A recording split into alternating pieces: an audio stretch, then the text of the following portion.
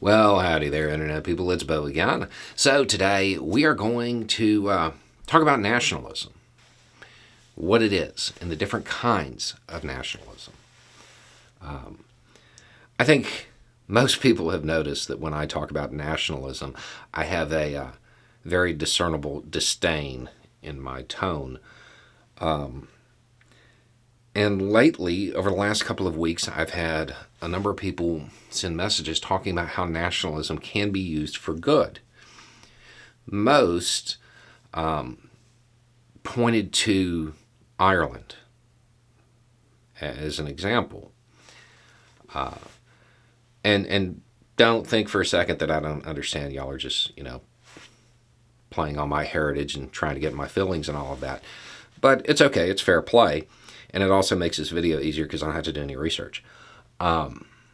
It's a good example to talk about the two kinds of nationalism. When you are talking about Ireland, 1916, the people who signed the proclamation, they were nationalists, yes. They wanted to achieve a nation, and therefore they were nationalists. But was that their ideology?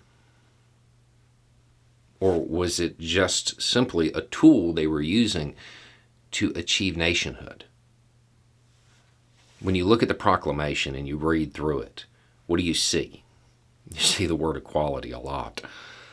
You see a lot of talk about equality, universal suffrage. You see language about how the Irish people will own everything.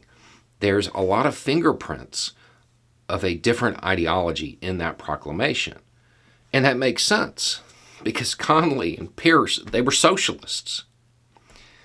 Nationalism wasn't the ideology. It was a tool that they used to motivate people to want to achieve nationhood. You can see this play out with colonized people all over the world. It was a tool, but not the ideology. It wasn't the philosophy that the government was going to be founded on. Nationalism as an ideology occurs when the nation already exists. The nation has already been achieved. And now people just want everything in service of the state. The nation becomes supreme. Is it particularly good for the economy? Nationalism as an ideology? No. The environment? No. Diplomacy? No. The domestic situation inside the country? Not historically. Nationalism. What is it good for? War. Absolutely nothing. War. It's good for war. Motivates people. Creates that imagery and that attachment to flags and songs and paintings of men marching in step towards slaughter. It creates that imagery and that bond that motivates people to give themselves or their children up to the grinder. Nationalism is good for war, which is useful if you're trying to achieve a nation. But if that nation already exists, what does it become when nationalism becomes the ideology? It becomes a warmongering state. What if there aren't any external enemies to fight? What happens then? Well, you have to carry on the fight somehow. So you find those internal enemies. You find those scapegoats. And this is where nationalism morphs very quickly into fascism. Because the nationalist wants to make their nation strong and get rid of the weak and all of that stuff.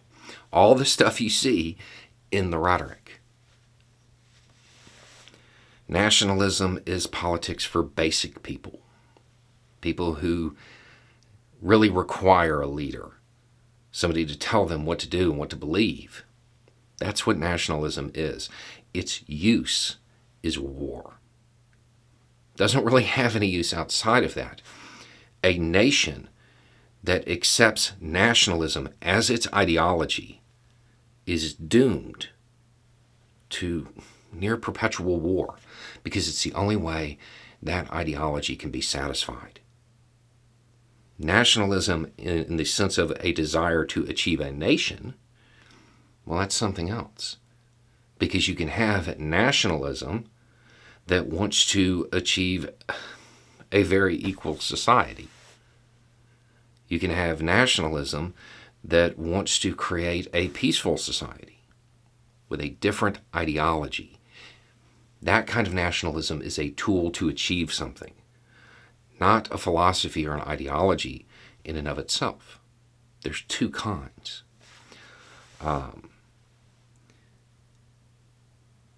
The thing about this in the United States is that nationalism is very prevalent in the U.S. It always has been. But as it becomes more and more refined and more pervasive throughout all of society, we become that warmongering state. We become that entity that is always looking for enemies. And if the U.S. does not find them outside, it will find them inside. And that is what Trump and his ilk, that's what they tapped into. That push for nationalism that has been an undercurrent of American philosophy for so long. They just drilled down until they found it. And once it broke through, well, it was political gold. And it motivated their entire movement. It's nationalism. And as they search for more and more internal enemies, it morphs. And it becomes even more dangerous. Nationalism in service of throwing off a colonial yoke, yeah, I get it. It's a tool. Nationalism as an ideology, a philosophy, everything in service of the state, comply and always do what your betters tell you. No. That's a recipe for tyranny. Anyway, it's just a thought. Y'all have a good day.